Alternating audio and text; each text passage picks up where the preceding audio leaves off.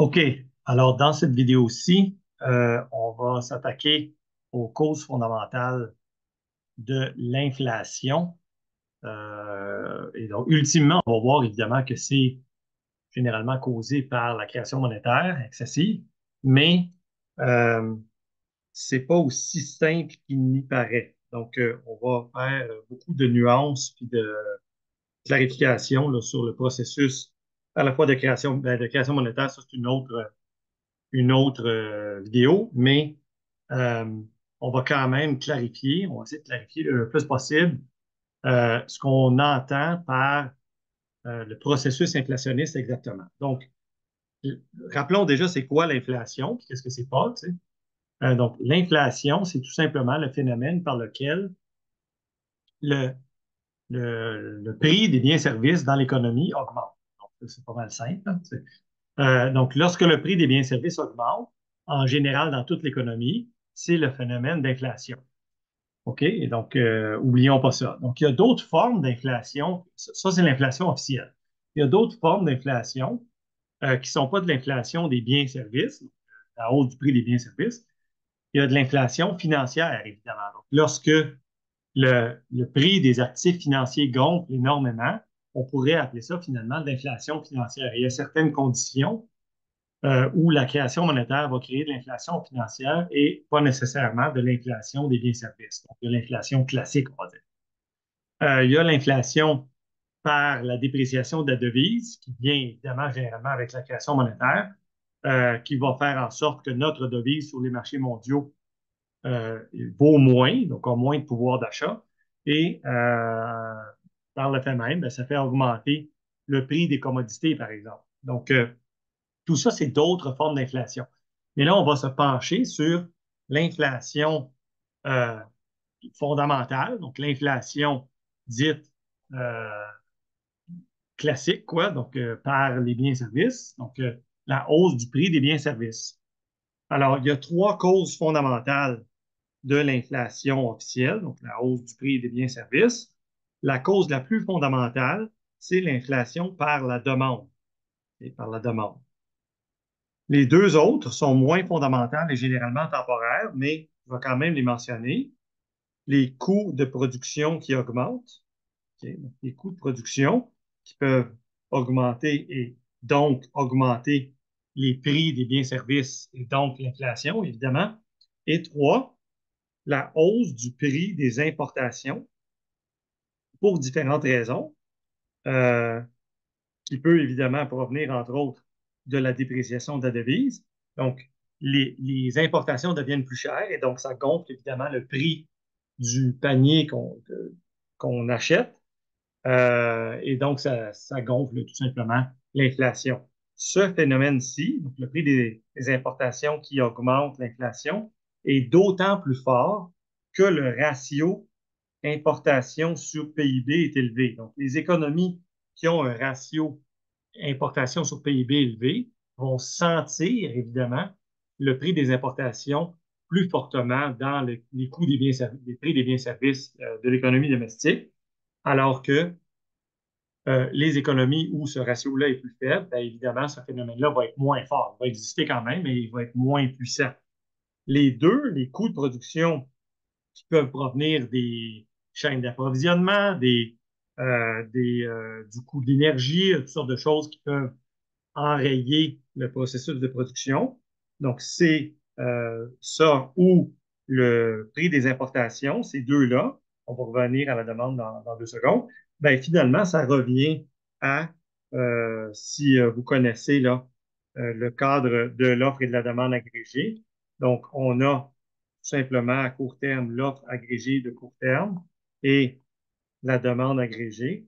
Et lorsqu'il y a hausse des prix des importations et ou hausse des coûts de production, finalement, ça va augmenter les coûts de production, ce qui revient à un choc d'offre négatif, c'est-à-dire que l'offre agrégée de court terme se déplace vers la gauche et il y a des pressions à la hausse sur les prix, c'est-à-dire il y a des pressions à la hausse sur l'inflation, en plus d'avoir des pressions à la baisse sur le PIB, là. Mais là, on se concentre surtout sur les pressions inflationnistes. OK? Donc, ça, c'est les deux causes surtout d'inflation plus temporaire, là, donc les coûts de production, le prix des importations et tout. Euh, Maintenant, l'inflation par la demande, ça provient évidemment de dollars, et ça, c'est absolument fondamental à comprendre. Ça provient de dollars. Et là, je vais parler en termes très imagés, là, qui courent après des biens et services, n'est-ce pas?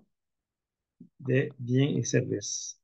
Il faut absolument, pour qu'il y ait inflation des biens et services, pour qu'il y ait des pressions à la hausse sur le prix des biens et services, il faut qu'il y ait de la demande pour ces biens et services-là. Et donc, il faut qu'il y ait des dollars, donc de la monnaie, quoi, qui court après les biens et services. Donc, ça, c'est la cause la plus fondamentale euh, de la, de l'inflation.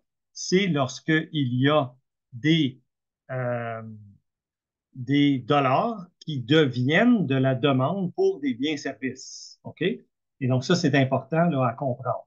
Maintenant, dans quelles conditions est-ce qu'il y a une hausse de dollars qui devient de la demande de biens et services? Bien, ça peut être de plusieurs façons, n'est-ce pas? Donc, on connaît la création de monnaie par crédit bancaire. Donc, la monnaie peut être créée par le crédit bancaire et ça devient de la demande de biens et services dans l'économie réelle pour toutes sortes de raisons. OK? Euh, et donc ça, ben, si l'appareil de production, donc l'offre de biens et services, la production n'arrive pas à suivre la demande créée par la monnaie qui désire acheter des biens et services, ben, il va avoir évidemment des pressions à la hausse sur les prix, c'est-à-dire de l'inflation. Et donc, ça peut être par la création de crises bancaires qui devient de la demande de biens et services, qui met de la pression à la hausse sur, évidemment, les prix, et donc l'inflation. Ça peut être la monnaie créée par la dette fédérale, n'est-ce pas? Donc, la dette fédérale qui est discutée là, dans une autre capsule. Donc, la dette fédérale, qui, elle, aussi crée de la monnaie par différents moyens. Et donc, lorsque le gouvernement obtient de la monnaie par la dette fédérale, donc c'est pas juste du changeage d'argent, si on veut, il ne prend pas de l'argent à André qui aurait dépensé 100 dollars pour dépenser lui-même le gouvernement 100 dollars. Donc ça ne serait pas inflationniste, mais c'est vraiment de la nouvelle monnaie créée. Et donc ça devient aussi de la demande de biens et services dans l'économie, n'est-ce pas? Et donc ça aussi, ça met de la pression à la hausse sur les prix et donc sur l'inflation. Et, et donc, plus il y a de création monétaire qui devient de la demande de biens et services, et j'insiste pour ça, euh, plus il va y avoir de l'inflation. Maintenant, euh, donc ça, c'est important à comprendre. L'idée fondamentale de l'inflation des biens et services, c'est des dollars qui courent après pas assez de biens et services. Donc, la production n'arrive pas à fournir ce que la quantité de monnaie qui veut acheter des biens et services demande. Okay? Donc, c'est ça l'idée fondamentale de l'inflation. Et si on se place dans le cadre de l'offre et de la demande agrégée, on a le niveau des prix ici, on a le PIB là, donc une mesure de production. Et donc, dans ce cas-là, on aurait tout simplement que la demande agrégée se déplace. Donc, on est ici au début, là, et la demande agrégée est gonflée. Donc, il y a plus de demandes parce qu'il y a plus de création monétaire et de la monnaie, c'est de la demande. Ben, ça peut être de la demande potentielle, en tout cas. Et ça met de la pression à la hausse sur les prix et donc sur l'inflation. OK? Et donc, c'est ça l'idée fondamentale. Maintenant, est-ce qu'il peut y avoir de la création monétaire qui ne devient pas inflationniste, en tout cas pas inflationniste en termes classiques, c'est-à-dire biens et services? Tu sais? La réponse, c'est oui. Si la Banque centrale, par exemple, la Banque centrale achète des obligations qui existent déjà et que le gouvernement fédéral n'émet pas nécessairement de nouvelles obligations. Donc, la Banque centrale achète des obligations dans le marché secondaire, des obligations qui existent déjà. Okay? Alors, ça c'est intéressant parce que là, ce que ça va faire, c'est que, euh, en termes imagés, disons qu'on prend une petite boîte là, ici, là. Donc la Banque centrale, ce qu'elle va faire, c'est elle imprime, en guillemets, de l'argent et elle prend des obligations qu'elle va prendre dans les marchés secondaires. Donc, les marchés financiers vont fournir, donc, ont déjà en circulation ces obligations-là. Donc, les obligations fédérales déjà existantes sont achetées par la Banque centrale. Et donc, il y a effectivement hausse de création monétaire dans les marchés financiers, mais ça va peut-être juste rester dans les marchés financiers. Et donc, ça, évidemment, ça va gonfler le prix des actifs financiers. OK? Donc le prix des actifs, et on pourrait appeler ça de l'inflation financière finalement. Et ultimement, lorsque le prix des actifs financiers augmente, et en particulier le prix des obligations augmente, ça met des pressions à la baisse sur les taux d'intérêt. Okay, sur les taux d'intérêt.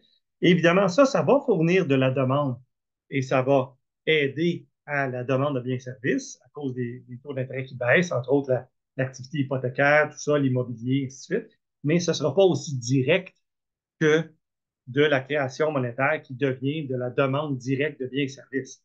Et donc, c'est pour ça qu'il y a certaines conditions dans lesquelles on peut avoir de la création monétaire qui va juste devenir plus de monnaie en circulation dans les marchés financiers, mais pas nécessairement plus de dollars qui courent après des biens et services. Et donc, ça serait ça crée de l'inflation financière. Évidemment, ça déprécie la devise. Ça fait augmenter le prix des commodités aussi parce que, par exemple, le prix de l'once d'or va augmenter relativement à notre monnaie parce que notre monnaie va s'affaiblir relativement à une quantité fixe d'or, mais ça ne devient pas automatiquement de la demande de biens et services et donc ça ne devient pas automatiquement de la hausse du prix des biens et services comme tel. Lorsque la création monétaire, donc la hausse de monnaie en circulation, devient vraiment de la demande de biens et services, là, vous allez avoir de la demande de biens et services, donc à ce moment-là seulement, vous allez avoir effectivement hausse ou pression, en tout cas haussière, sur le prix des biens et services, c'est-à-dire, par définition, des pressions haussières sur l'inflation.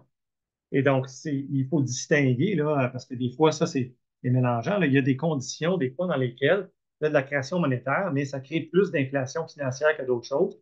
Par exemple, de 2000, surtout aux États-Unis, de 2009 à 2014, et même un peu plus, il y avait très peu de pression inflationniste, très, très peu, et même, on pourrait dire, de 2009 à 2016, quasiment, là.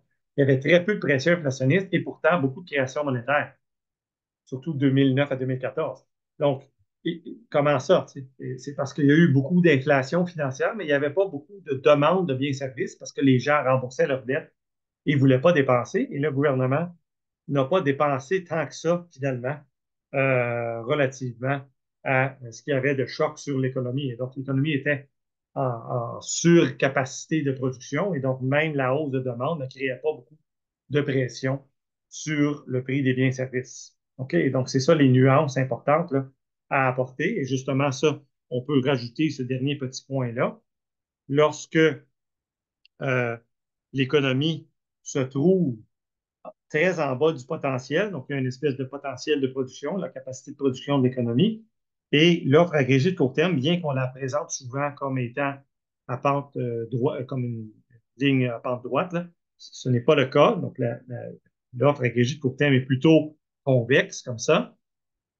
Et donc, lorsque la demande est en bas du potentiel, la demande agrégée, et qu'on la stimule par la création monétaire, bien, il y a finalement relativement peu d'impact sur, comme on peut le voir ici, là, tu sais. Donc, il y a très peu d'impact sur les pressions sur les prix, alors que si on stimule la demande agrégée lorsque l'économie est déjà en surchauffe, donc au-dessus du potentiel. Donc ici, il y a une hausse du PIB. Et lorsqu'on stimule l'économie, lorsqu'elle est au-dessus du potentiel, ben là, l'économie est déjà à plein régime. Et donc là, évidemment, la production, la capacité à offrir des biens et services est plus limitée, n'est-ce pas? Et donc, ça met plus de pression à la hausse sur les prix et donc sur l'inflation. Et plus on va stimuler, plus on va avoir des pressions haussières, n'est-ce pas, sur les prix, parce que l'économie n'arrivera plus à fournir assez. On ne trouvera pas assez de travailleurs, on ne trouvera pas assez euh, de machinerie, d'espace de bureau, tout ça, pour produire plus. Et donc, plus on est en surchauffe, plus la stimulation de l'économie par la création monétaire va être inflationniste. Mais l'idée la plus fondamentale à ne jamais oublier sur l'inflation, c'est que c'est des dollars qui sont créés, donc c'est de la monnaie qui demande de la production domestique, n'est-ce pas? Donc, des biens-services, donc de la production, donc des biens de l'économie domestique. C'est ça, c'est de là que vient l'inflation. La création monétaire qui ne devient pas de la demande pour la production ne sera pas inflationniste au sens classique du terme. L'inflation officielle ne va pas nécessairement augmenter, même si la devise va se déprécier, le prix des commodités va augmenter, etc. Donc, et le prix des actifs financiers certainement va augmenter. Ça, c'est de l'inflation financière. Mais l'inflation au sens classique du terme, donc bien service, là, de l'IPC, comme on dit, l'indice des prix à la consommation, provient de dollars, de monnaie, qui demande de la production domestique, de l'économie domestique. OK? Et donc, voilà pour les intuitions fondamentales des causes de l'inflation. Il y a de l'inflation créée par les coûts de production, le prix des importations, mais surtout par la demande, laquelle elle-même, généralement, provient de la création monétaire. OK? Voilà.